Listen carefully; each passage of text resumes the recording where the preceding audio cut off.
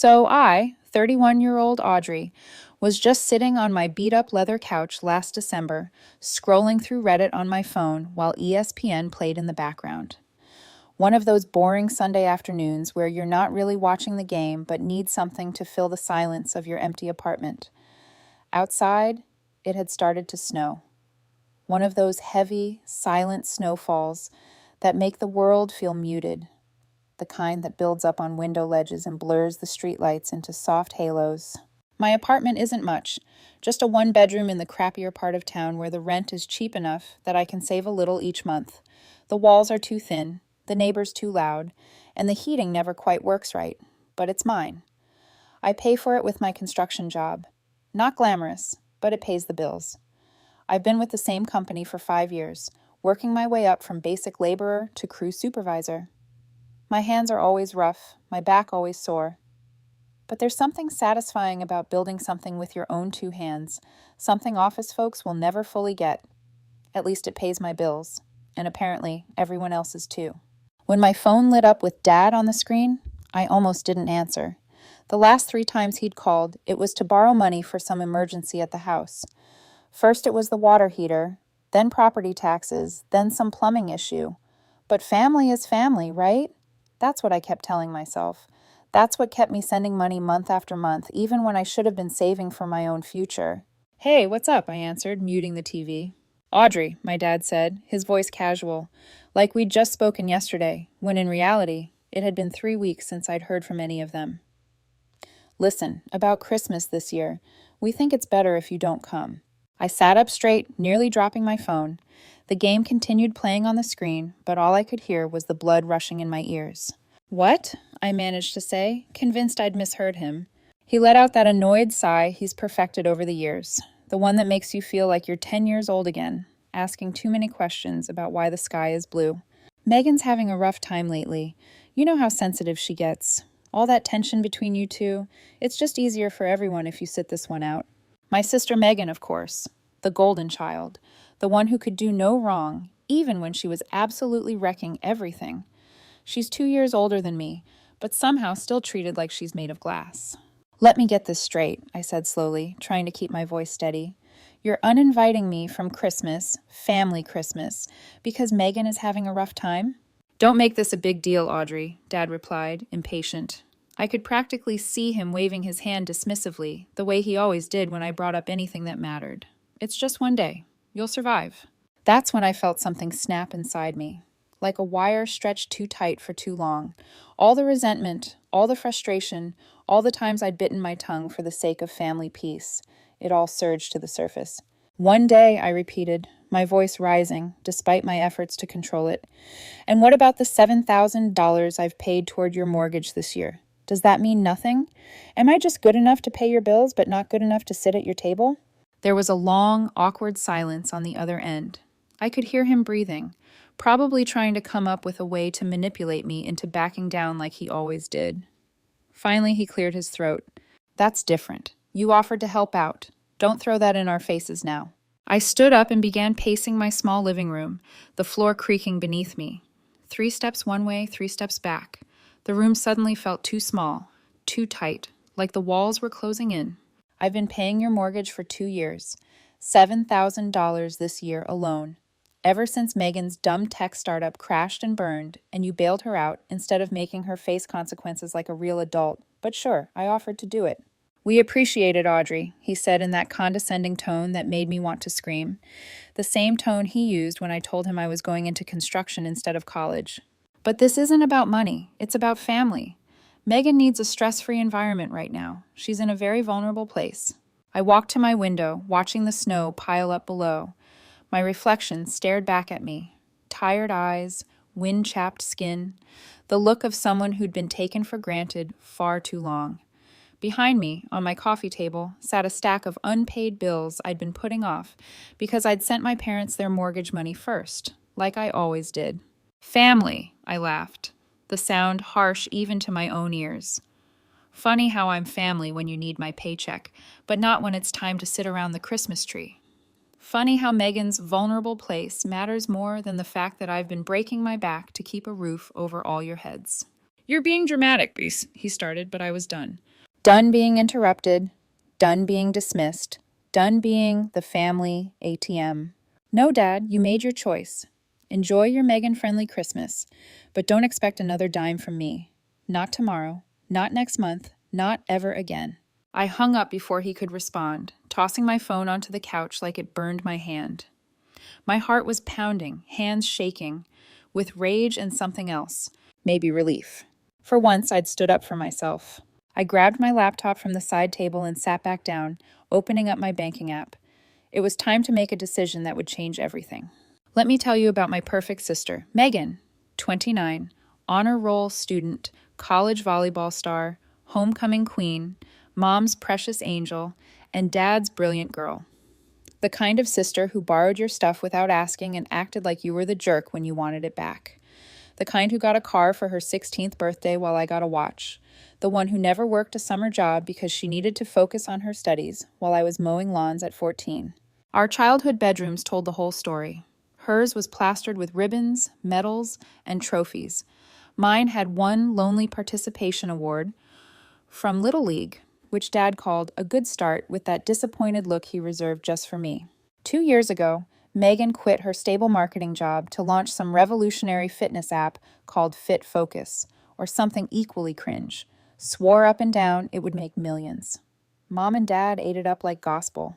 She's so entrepreneurial, Mom gushed on our rare phone calls. That's my girl. Taking risks, Dad beamed during family dinners. I still got invited back then. They didn't just give her emotional support. Oh no. They remortgaged their nearly paid-off house to give her $8,000 in startup funds. No hesitation, no questions asked. When I wanted to go to trade school instead of college? That's short-sighted, Audrey. You're wasting your potential. When I needed $2,000 for my certification courses? We're not made of money. But Megan's half-baked app idea? Here's our life savings and the deed to our house. The app launched. It crashed. It burned. Hard. The whole thing unraveled in 3 months. Server issues, design flaws, zero marketing strategy. Turns out her brilliant vision was basically an Instagram filter and a calorie counter buried in a glitchy mess. She hadn't even tested it properly before launch. Why would she? Nothing had ever been hard for her, not once. Suddenly, Mom and Dad were on the hook for a massive mortgage they couldn't afford. Dad's postal worker salary and Mom's part-time receptionist gig didn't cut it. They were going to lose the house. The house I grew up in. The house where, despite everything, I still had memories that meant something. And guess who stepped up? Me, Audrey. The disappointment. The one who wasted her potential on construction. The one who wasn't good enough for their table, but good enough to pay their mortgage. I started sending money every month, $583 a pop. $7,000 this year alone. Money that came straight out of my backbreaking work. Meanwhile, Megan posted selfies from her healing retreats and showed off her new MacBook Pro, the one she needed for her job search. Sure. I didn't complain. I just sent the money, picked up extra shifts, worked weekends, skipped vacations, drove my 10-year-old car with 170,000 miles, and prayed it wouldn't break down.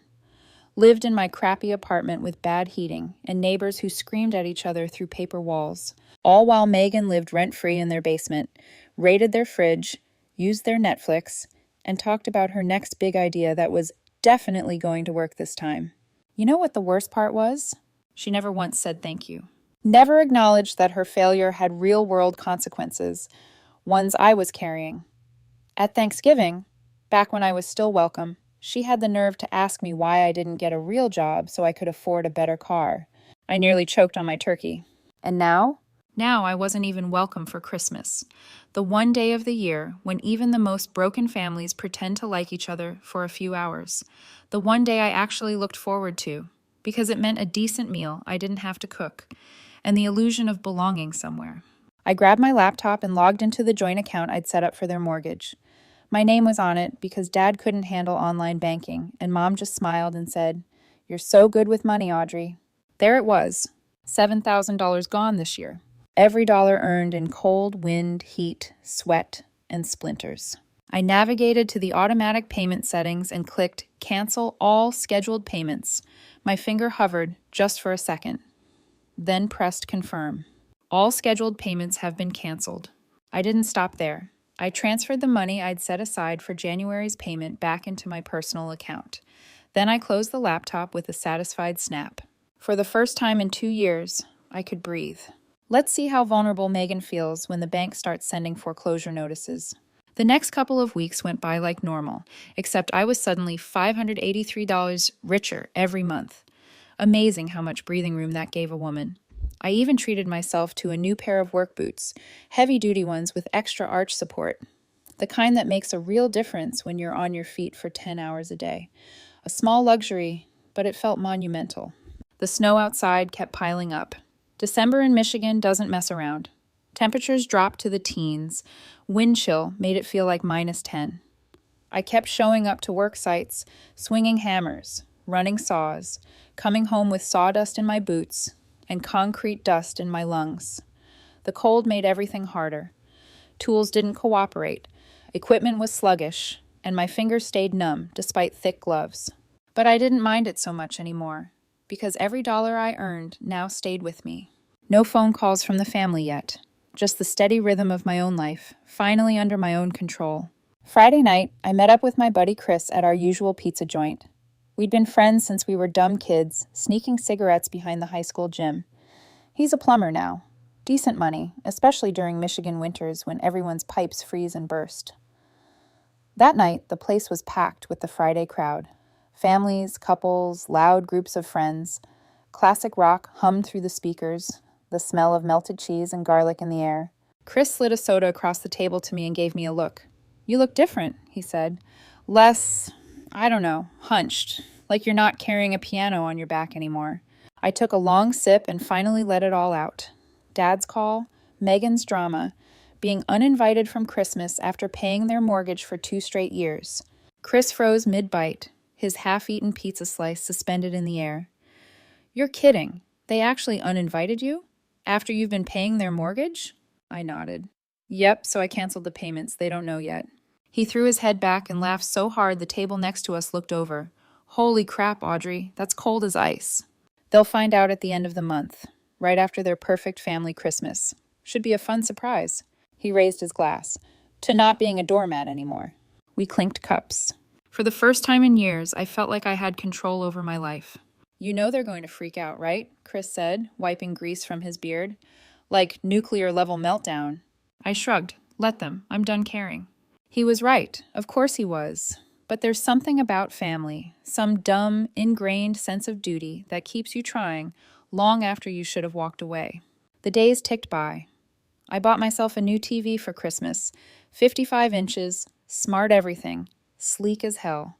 Why not? It was my money now.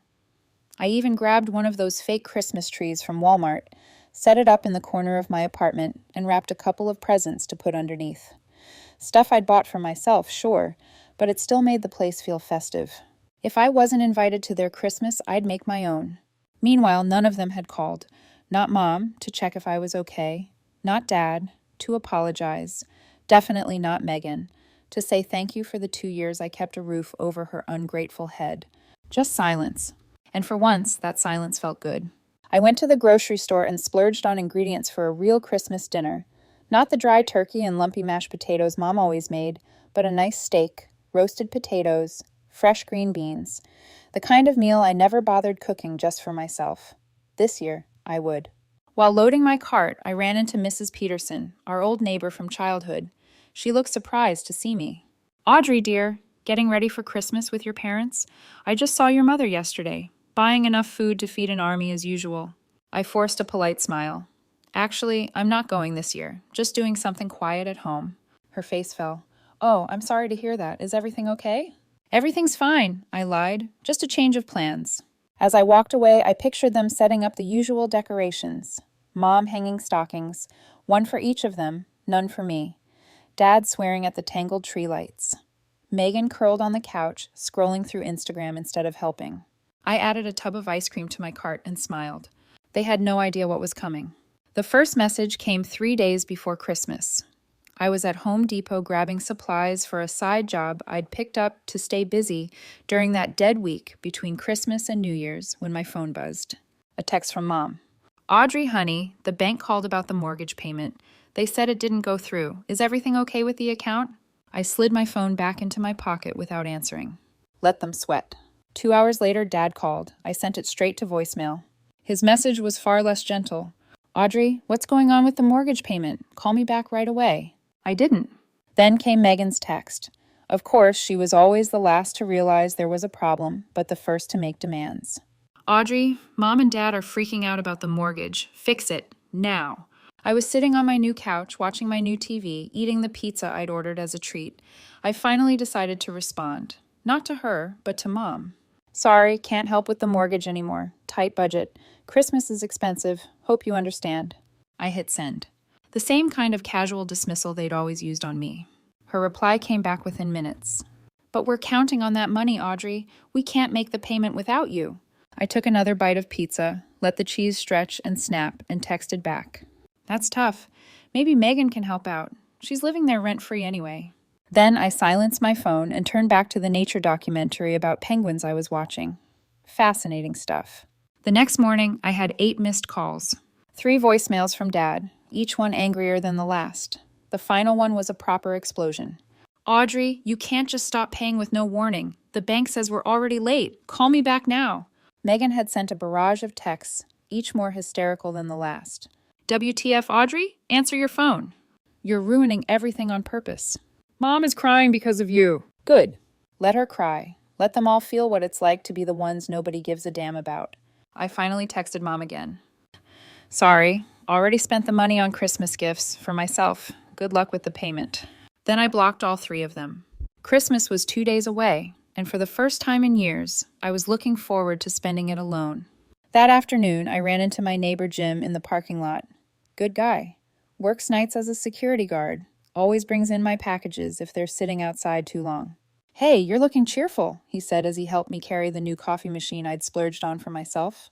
Hot date for Christmas? I laughed. Nah, just treating myself this year. Family-free holiday.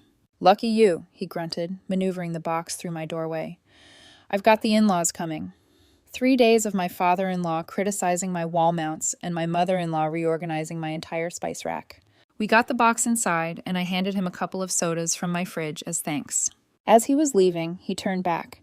Hey, if you're on your own for Christmas, why don't you come over for dinner? Shannon always makes way too much food. No pressure, just if you want to. I was surprised by the offer. It was the first genuine invitation I'd had in a long time. Thanks, man, I said. I'll think about it. And I did. It was nice to know someone actually wanted me around for Christmas, not just my bank account. Christmas morning came with another thick blanket of snow. I slept in until 10, something I never get to do with my work schedule. No alarm, no job site, no obligations, just peace. I made myself a full breakfast. Bacon, eggs, the fancy ground coffee I'd picked up, turned on a Christmas music channel for no other reason than because I could. Around noon, someone started pounding on my door. The kind of pounding that means business. Not Jim's friendly knock or a package delivery. Through the peephole, I saw Dad. Standing there in his winter coat, face red from either cold or fury, probably both. His breath came out in little clouds in the hallway air. I opened the door but left the chain on. Merry Christmas, I said, savoring the way his eyes narrowed. What the hell do you think you're doing? He barked, voice echoing down the hall. The bank called again yesterday. We're late on the payment. I leaned against the doorframe. Yeah, that tends to happen when you don't pay your bills. You know we can't afford it without you, he snapped, trying to peer past the door into my apartment. His eyes landed on the tree, the wrapped presents, the big new TV. Funny how that works, I said calmly. I can't afford to help people who don't consider me family enough to invite to Christmas. His face darkened even more. This is childish, Audrey. This is about our house. Your mother is beside herself. Should have thought of that before you kicked me out of Christmas, I replied with a shrug. How's Megan handling the stress? Still feeling vulnerable? This isn't about Megan. It's always about Megan, I cut him off. Even now, you're not here to apologize, not here to say I was missed. You're here to demand money, because to you, that's all I've ever been, an ATM. He changed tactics, softening his voice. Audrey, please, we'll lose the house. We're already behind. Not my problem anymore, I said and closed the door. He kept pounding, kept yelling, but eventually gave up and left. I heard his car start, the engine struggling before finally turning over. I went back to my breakfast, turned up the music, and poured another cup of coffee. For the first time in years, I felt like I could breathe. My phone lit up with a text from an unfamiliar number, but I recognized the tone right away. It was Mom, using Megan's phone to get around the block. Audrey, please, we need you. We're family. I stared at the message for a long time, then I typed back. Families don't uninvite members from Christmas just to protect the golden child's feelings. Families don't take $7,000 and then throw the person who gave it away like garbage. Merry Christmas. Then I blocked Megan's number too, and I spent the rest of Christmas Day in beautiful, peaceful solitude. I cooked my steak, perfectly medium rare. The potatoes came out crisp on the outside, fluffy inside. I used a real plate and a cloth napkin for once. No takeout containers, no paper towels, just me, a proper meal, and silence that didn't feel lonely. For dessert, I'd bought myself a mini apple pie, warmed it up in the oven, and topped it with a scoop of vanilla ice cream. After dinner, I opened the presents I'd wrapped for myself. New headphones, a couple of video games I'd been putting off buying, a nice watch to replace the cheap one that had died last month. Little things, but things I used to deny myself because $583 always went to them first. I was trying on the headphones, testing the sound quality, when there was another knock at the door. Softer this time. I peeked through the peephole. It was Mom. I ignored it. Turned up the volume on my headphones and leaned back on the couch. She knocked for a while, then gave up. Later, I found a card slid under my door. It was one of those generic store-bought Christmas cards. Glittery script. Blank inside except for a signature. Love, Mom and Dad. No apology, no mention of what had happened, no acknowledgement of what they'd done. Just a meaningless card they probably bought in bulk. I dropped it in the trash without a second thought. Around 8 p.m., Jim texted, "Hey, still got cookies and board games if you're not busy." I figured, why not? So I went. Spent the evening with his family, playing Uno, eating too many cookies, and watching their youngest son build elaborate towers out of Jenga blocks. His kids were actually pretty fun. The 10-year-old was obsessed with building things, so we talked about concrete, rebar, and structural weight distribution. You know, nerd stuff. Shannon, Jim's wife, was warm and funny. She never made me feel like a pity case or an intruder, just part of the group. As I walked home that night, the snow had finally stopped. The air was cold and sharp and clear. My boots crunched with every step. The world was still. And for a family-free Christmas, it hadn't been bad at all. Hey. The week between Christmas and New Year's was when everything really hit the fan. I got up early on the 26th, headed to that basement drywall job I'd picked up. 6 hours of measuring, cutting, and hauling sheets through narrow hallways. My arms ached. My hoodie was soaked with sweat despite the freezing temps outside. When I finally made it home, covered in dust and ready to crash, Chris was waiting in his truck in the parking lot, grinning like he'd just won the lottery. "Dude," he said, hopping out, "you've got to hear this." I raised an eyebrow and unlocked my door. "What now?" "My cousin Tommy, you remember him? Lives down the street from your parents." "Yeah?" He followed me inside, flopping down on my couch. "They're in full-on panic mode. Your dad's been going around asking everyone in the family for loans. Your mom cried at your Aunt Lisa's house yesterday. And Megan, apparently she's been throwing massive fits." I grabbed 2 sodas from the fridge and tossed him one. "How bad?" He grinned wider. "Bad. They missed the payment completely. The bank sent a foreclosure notice. And get this, your dad had to cancel the cable and the internet to scrape together cash." "Wait, seriously?" Chris nodded, cracking open his soda. "No Netflix. Megan's going ballistic."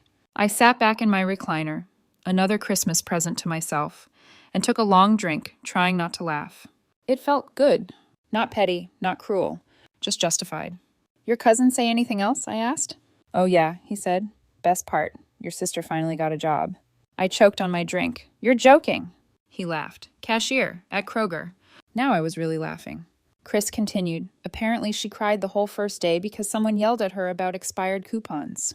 I shook my head, a strange mix of satisfaction and pity settling in my chest.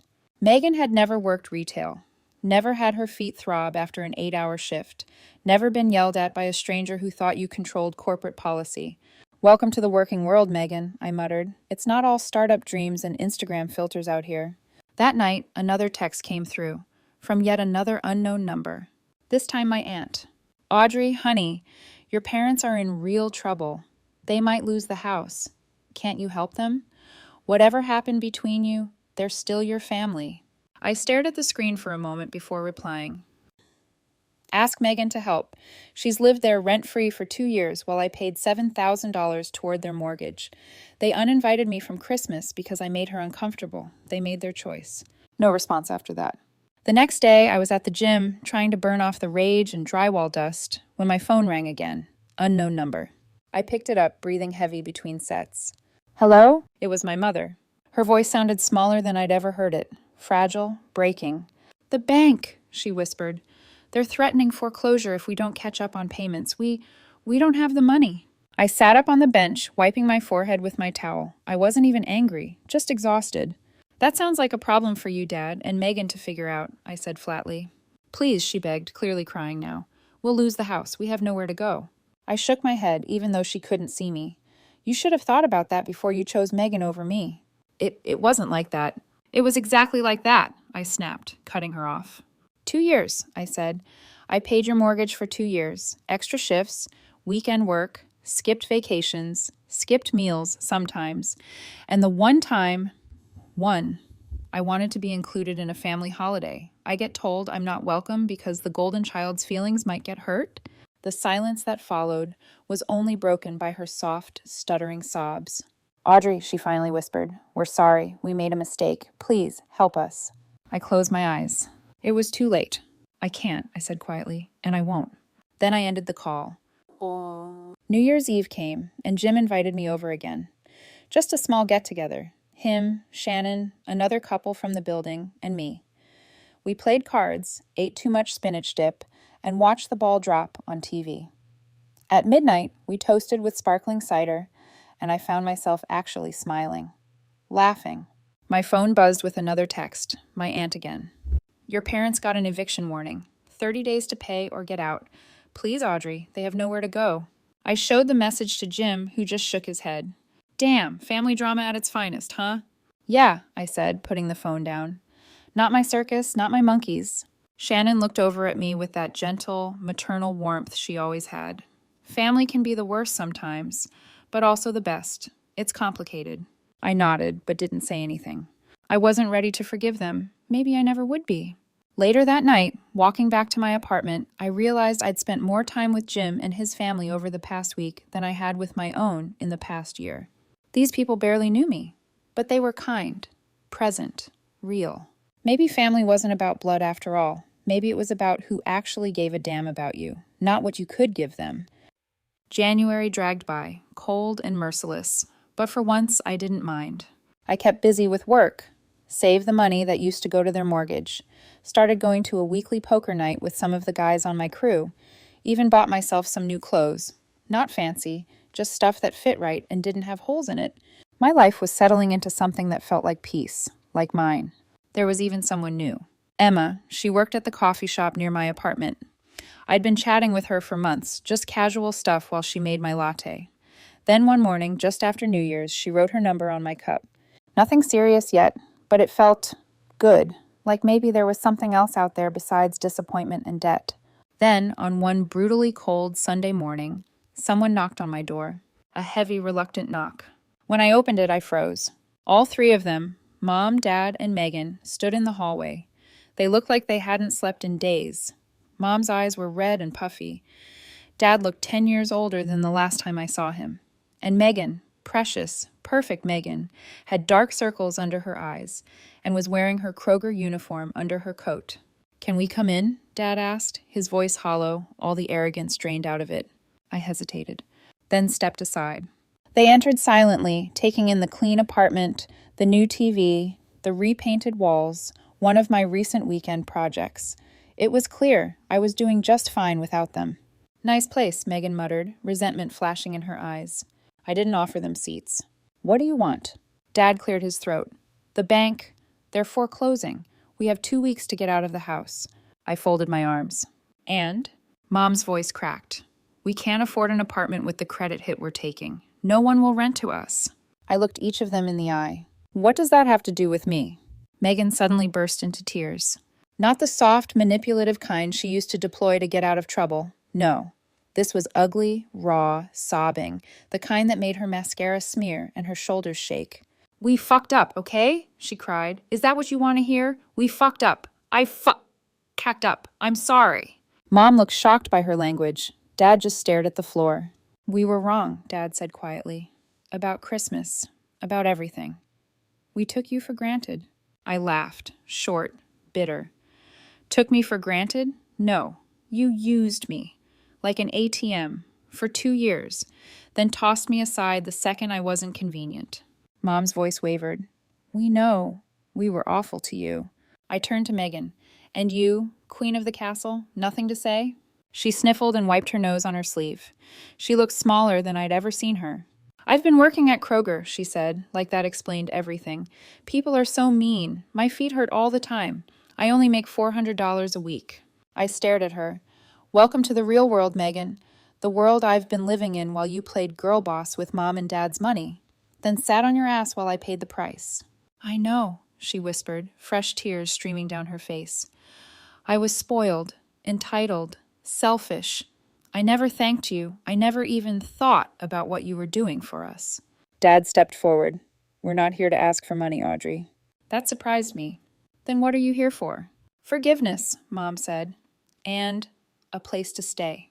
Just until we get back on our feet." I blinked at them. Then I laughed, and laughed harder. "You want to live here, with me, in my one-bedroom apartment?" Dad nodded slowly. "We have nowhere else to go." I shook my head in disbelief. "Let me get this straight. You uninvited me from Christmas because I make Megan uncomfortable.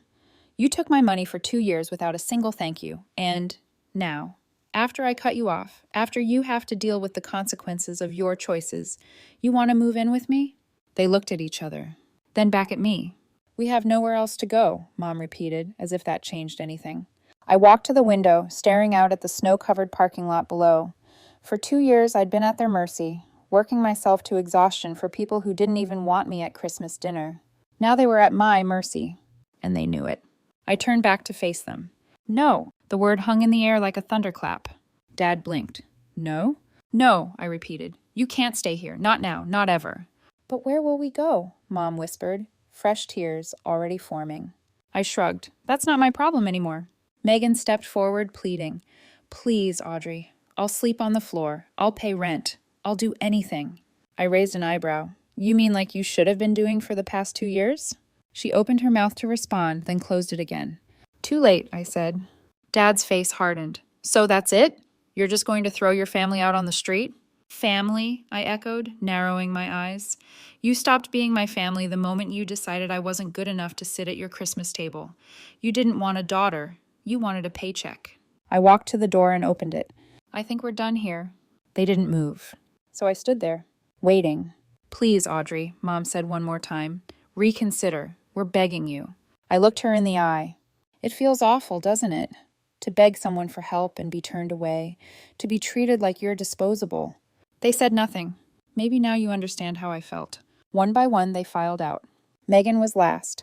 Her Kroger name tag caught the hallway light as she passed. "Where will you go?" I asked, not out of concern, but morbid curiosity.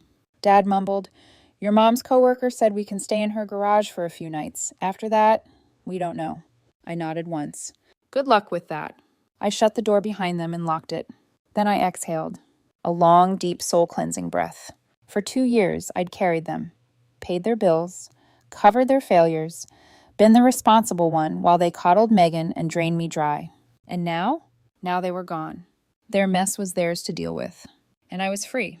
I closed the door behind them and just stood there for a moment. The hallway fell quiet.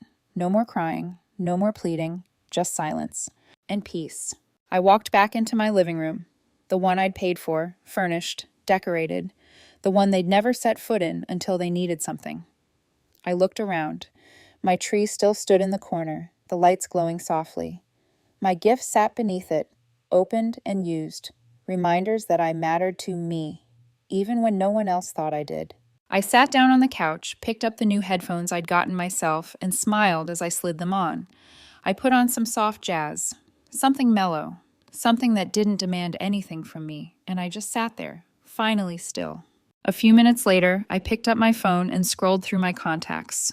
Emma, the barista from the coffee shop near my job. Kind, funny, always wrote something sweet on my cups. A few weeks ago, she wrote her number on one. I'd been meaning to text her, so I did. Hey, it's Audrey, the construction girl who drinks too much espresso. Hope you had a peaceful holiday. Want to grab coffee sometime? I hit send before I could overthink it. I wasn't sure what would come of it, but for the first time, I wasn't afraid to find out. The next morning, the sun was already up when I woke. I didn't have to rush. No frantic calls, no guilt hovering over my head. I made breakfast, the real kind. Eggs, toast, fresh fruit. I sipped coffee while reading the news on my phone like I was someone with no fires to put out. At work, I showed up early. One of the guys cracked a joke about me being chipper. I laughed along with him, because I was. I really was. That night, I went to the gym. Not because I needed to escape, but because I felt good in my body, strong, capable.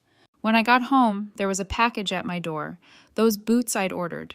Another small reward, another piece of my life that now belonged to me. I remembered something Dad said once, years ago, when I told him I wanted to go into trades instead of a university program like Megan. That's not real success, Audrey. You'll never get anywhere with a job like that. I looked down at my calloused hands, at the apartment I'd built, sustained, protected, and laughed out loud. Not real success? I'd survived their ungratefulness, their neglect, their betrayal. And I was still standing. No, I was thriving. And I wasn't done yet.